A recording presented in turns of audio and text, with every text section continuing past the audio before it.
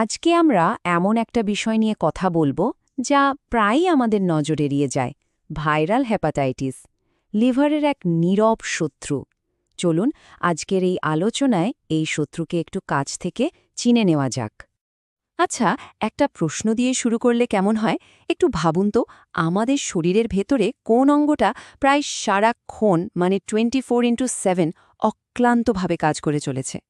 ঠিক ধরেছেন, এটা হলো লিভার, আমাদের শরীরের এক সাইলেন্ট পাওয়ার হাউস। কিন্তু এই শক্তিঘরেরও একজন ভয়ঙ্কর শত্রু আছে, আর আমাদের আজকের আলোচনাটা কিন্তু তাকে নিয়েই। চলুন এক নজরে দেখে নিই আজকে আমরা কি কি বিষয় নিয়ে কথা বলবো। প্রথমে আমরা জানব এই নীরব শত্রুটা আসলে কি, তারপর এর পেছনের ভাইরাসগুলোকে চিনব, দেখব এটা দীর্ঘস্থায়ী হলে কি বিপদ হতে পারে, আর অবশ্যই কিভাবে আমরা এর থেকে বাঁচতে পারি সেটাও জানব, কারণ দিন শেষে জ্ঞানই তো আসল শক্তি, তাই না? তো প্রথম প্রশ্নটাই আসে, এই হেপাটাইটিস জিনিসটা আসলে কি? খুব সহজ করে বললে হেপাটাইটিস মানে হলো লিভারের প্রদাহ বা ইনফ্ল্যামেশন, আর এর একটা অন্যতম প্রধান কারণ হলো ভাইরাস। প্রথম দিকের লক্ষণগুলো কিন্তু বেশ সাধারণ, অনেকটা ফ্লুয়ের মতো। যেমন ধরুন মাথা ব্যথা, গা ম্যাজ করা, খিদে না থাকা। কিন্তু কিছুদিন যেতেই আসল চেহারাটা বেরিয়ে আসে। প্রস্রাবের রং গাঢ় হয়ে যায়, মল ফ্যাকাশে হয়ে যায়, আর সাথে জন্ডিস তো আছেই। এখন চলুন আসল কালপ্রিটদের সাথে পরিচিত হওয়া যাক, মানে যে ভাইরাসগুলো এই রোগের জন্য দায়ী। এই রোগের পেছনে আছে মূলত 5টা ভাইরাসের একটা পরিবার। এদের নামগুলো বেশ সোজা, এ বি সি ডি আর ই। যদিও এরা একই পরিবারের সদস্য, কিন্তু এদের স্বভাব আর ছড়ানোর রাস্তা কিন্তু একদম আলাদা। প্রথমে আসি হেপাটাইটিস এ আর ই এর কথায়। এরা ছড়ায় মূলত দূষিত খাবার আর পানির মাধ্যমে। তবে এদের নিয়ে একটা ভালো খবর হলো, এরা সাধারণত শরীরে বেশি দিন থাকতে পারে না, মানে ক্রনিক বা দীর্ঘস্থায়ী ইনফেকশন তৈরি করে না। আর ঠিক এর উল্টোটা হলো হেপাটাইটিস বি, সি আর ডি এর ক্ষেত্রে। এরা ছড়ায় রক্ত বা অন্যান্য শারীরিক তরলের মাধ্যমে।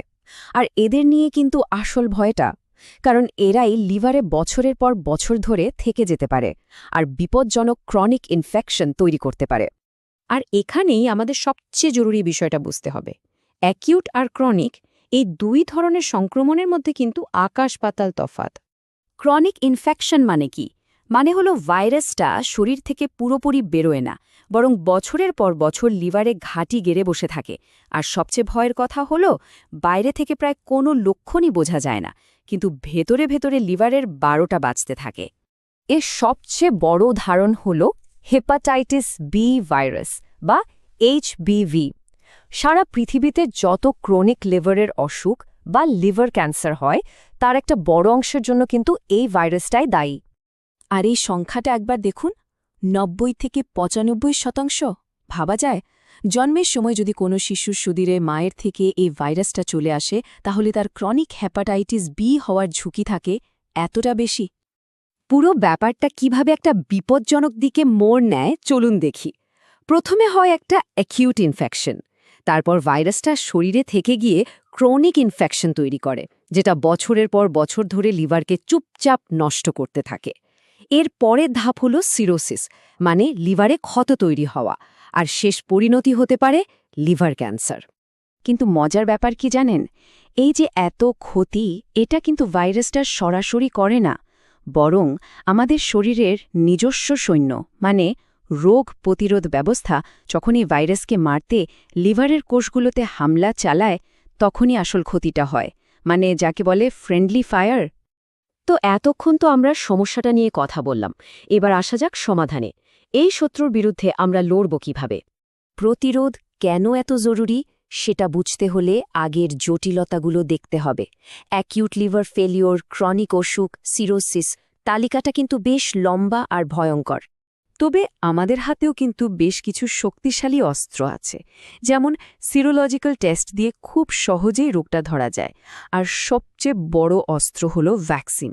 হেপাটাইটিস এ আর বি এর বিরুদ্ধে কিন্তু খুবই কার্যকর টিকা পাওয়া যায়, যা আমাদের একটা সুরক্ষা কবচ দিয়ে দেয়। আমরা আলোচনার একদম শেষে চলে এসেছি, চলুন পুরো বিষয়টা থেকে সবচেয়ে জরুরি কথাগুলো আরেকবার ঝালিয়ে নেওয়া যাক। এই টেবিলটা দেখলেই পুরো ব্যাপারটা পরিষ্কার হয়ে যাবে। দেখুন, হেপাটাইটিস এ আর ই ছড়ায় খাবার আর পানি থেকে। ক্রনিক হবার ঝুঁকি প্রায় নেই বললেই চলে, আর এর জন্য টিকা আছে। অন্যদিকে বি, সি আর ডি এরা ছড়ায় রক্ত বা শারীরিক তরলের মাধ্যমে। ক্রনিক হবার ঝুঁকি অনেক বেশি, আর শুধু বি এর জন্য টিকা আছে। 5টি ভাইরাস, কিন্তু চ্যালেঞ্জ একটাই, সচেতনতা। আচ্ছা, এদেরকে পুরোপুরি হারানোর পথে সবচেয়ে বড় বাধাটা আসলে কি? হয়তো এর উত্তরটা আমাদের নিজেদের মধ্যেই লুকিয়ে আছে, আমাদের জ্ঞানের অভাব, আর সেই বাধা দূর করা আমাদের সবার দায়িত্ব।